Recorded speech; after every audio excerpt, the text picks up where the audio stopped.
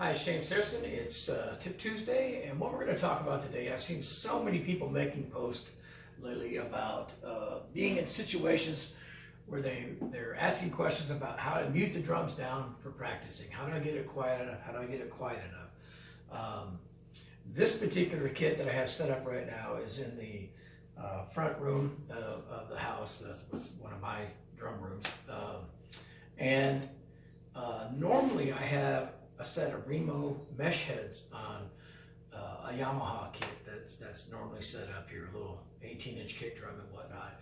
And during COVID, I decided to work on an old Premier kit and refinish it with some stuff that I got from On2 Percussion. And so that's what's set up now. And it actually has heads on it. So there's a fiber skin head and whatnot. And I have some practice cymbals from Sabian.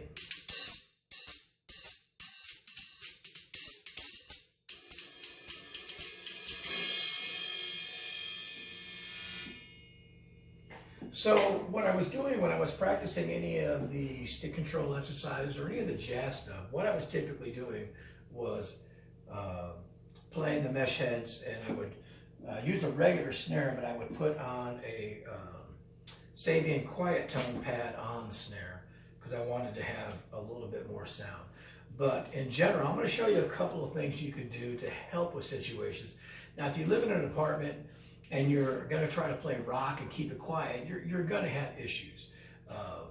But, you know, the best thing I say is do what you can to get it worked out. So what I'm going to do, I'm going to set these sticks down for a second. So the very first tip is get yourself, now these are some, the little monster from Vader.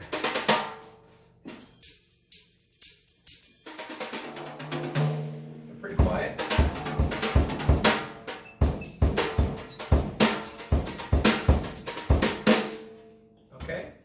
That makes a difference. It does help. Another thing I have here is a like a whip. This is pretty old. I've got tape on it.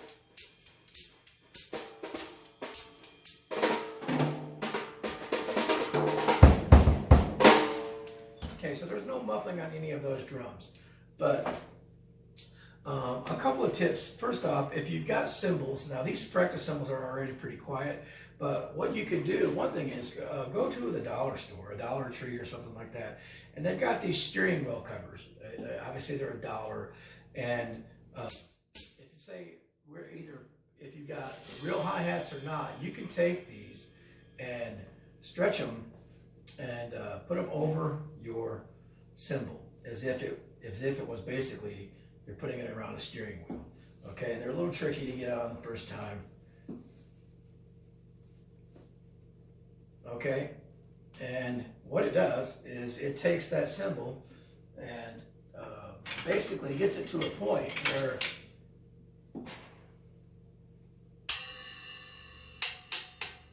it's pretty dead. So if I put that on as a hi-hat, now, so I can still practice, you know, if I want to. Pretty quiet. On a real set of hi-hats, it makes it pretty quiet as well.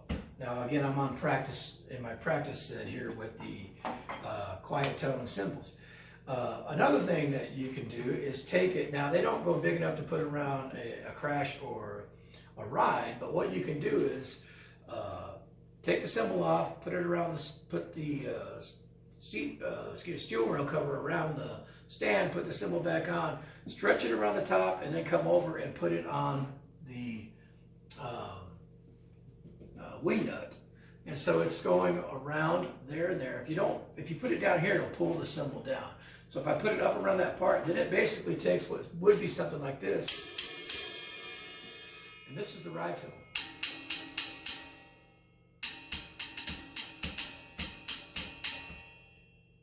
Another thing you can do is play right on the steering wheel cover.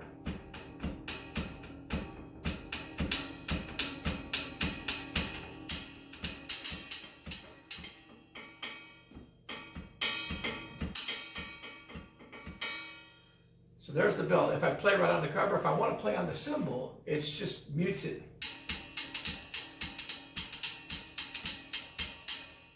Okay, and I'm going to just pop it off really quick so you can get an idea of how much of a difference it does make in the sound.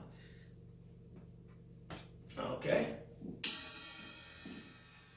Anywhere it's off the cymbal completely. Okay, now it's hanging.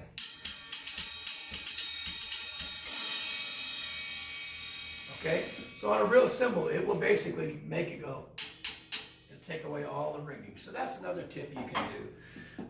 I talked about this before. If you've got a hole in the bass drum, you can shove all kinds of stuff in it to take away any of the thing. But another thing you can do is take a sweatband and put it around your beater on the bass drum. And what I like to do is actually put it on and then fold it in half. So basically it's kind of doubled up.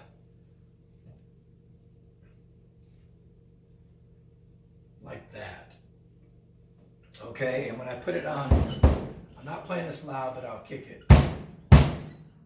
Okay, quiet, I do that. But if I put this sweatband around the beater, what it does, mutes it quite a bit.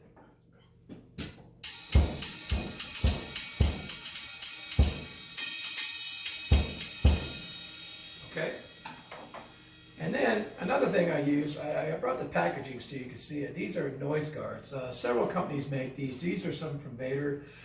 They work really well in a lot of situations. And what they are is, it is basically a kind of a, I don't know if it's called neoprene, or it's almost like a mouse pad type material. And I could put that on the 12. And I've got one over here on the 14-inch floor top. I can put one here on the snare. And then stick here. Now, you know, let me take this off to the highest. So again, remember, a steering wheel cover for not the big rubber ones, but just these little ones from the dollar store work really well on that. So,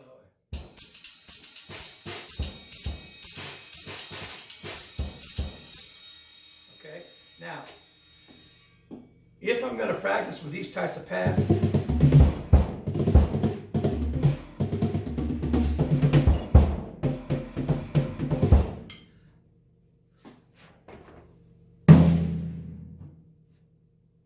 loosen up there, but I don't know which one it is, but I'm not going to tighten it right now.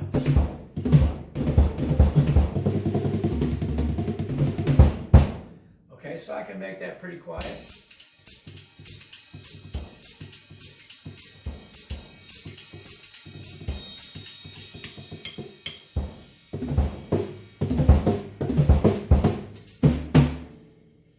Okay, so those work really well. I don't like these on the snare because it slows down the reaction of the snare. If you're going to put these on the snare, you have to really tighten the snares up quite a bit so that they react quicker. But these kind of pads are great for a rock setting and everything like that. Like I said, I'm not a big fan of them on the snares, but it is a good way to quiet everything down. And like I said, the steering wheel covers here work really well on the cymbals in different ways. And like I said, you can put it around the stand, come up to the top, reach it around and hook it on the thing there, and it'll deaden that. I can put it around or on the bottom cymbal of the hi-hat if I want to have that, but since I'm playing on the top cymbal, I put it there. It takes away the chick of the noise there and deadens it so there's no ringing. And again, they're just a dollar store item, so they work really well. There is also, Vader makes a pad for the bass drum, and it comes as a package where you get a 10, 12, and 2 14s. I think there's another version, it's 12, 13, 16 with the bass drum pad. The bass drum pad brings the bass drum down significantly. The only thing you have to get used to is the pad is so thick that your beater is going to hit the pad, which is about that thick, obviously a couple inches before it would hit the head. So it does feel a little bit differently. So that's why sometimes we'll just use a sweatband on there to get that going. So again, if I have to be even quieter and I can use a pad, or have to use pads, then I'll do something like this.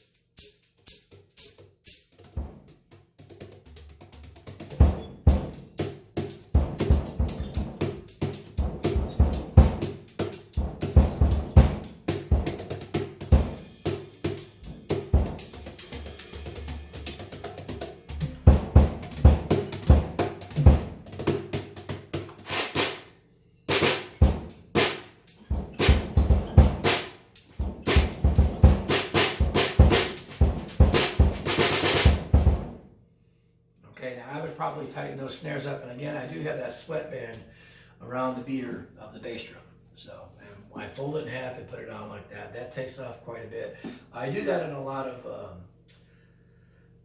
gigs sometimes if I'm playing in a situation where I go in and there's a house kit and I don't have my own bass drum beater for jazz or something like that, and there's a super hard plastic beater or wood beater, I'll have to put that around there to lighten the attack. So one of my tips for today for the quiet playing is to get some of these pads here. And again, these are the noise guards from Vader.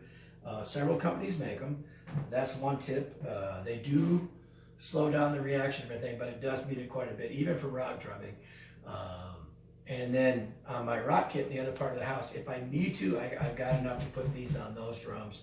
But typically, if I have to practice quiet, I'll just come in here and use the quiet tone cymbals. And before I put this kit up, I actually had mesh heads on from Remo, and they make no sound whatsoever. And so that was my quiet thing. But if you're in a situation where you don't want to be constantly switching the heads back and forth, I do recommend something like this. And then if it's still too loud to be doing something where you might be,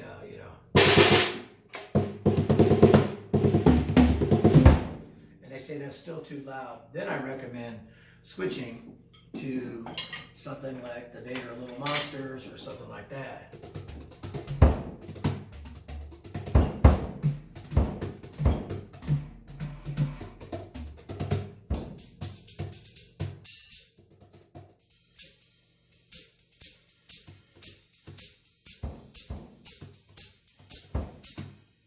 Or the whip, or some kind of rod, like the bamboo rods. I'm a big fan of and whatnot. So the tip for today is, if you get creative, you can find all kinds of ways to mute the drums down. Again, if you're in an apartment situation where even muted drums are going to be a problem, then I definitely recommend muting the drums down with some kind of pads and going to something that's very, very quiet, or getting some kind of a practice kit in the house that just doesn't make any noise, because even a lot of practice pads can be loud. So anyway, there's my tip. So sweatband for the bass drum or a pad, a dollar store steering wheel cover. Okay, not the hard rubber ones, but the flexible ones like this. They will fit over a hi-hat 13, 14. You might be able to get the stretch to a 15. And then when I want to do the cymbals, again, I basically come to the back of the cymbal, go there, pull it, stretch it, go across the top thing like that, and then I get. And if I want to take away, sorry about that, I want to take all the noise away, I can actually play on the cover itself. And I guess since I've got this really quick, I'll put this one on one more time, and then that'll be it for the video. So I'm taking it, I put it over the top cymbal. Again, it can be a little hairy at first. Maybe put your hand there, work it around, and all the way around the cymbal. And then once you're on, that's basically what it is. Again, these are saving quiet tones, but it works on real cymbals as well. And then it takes that sound to this. And then if I want to play the hi-hats and close them,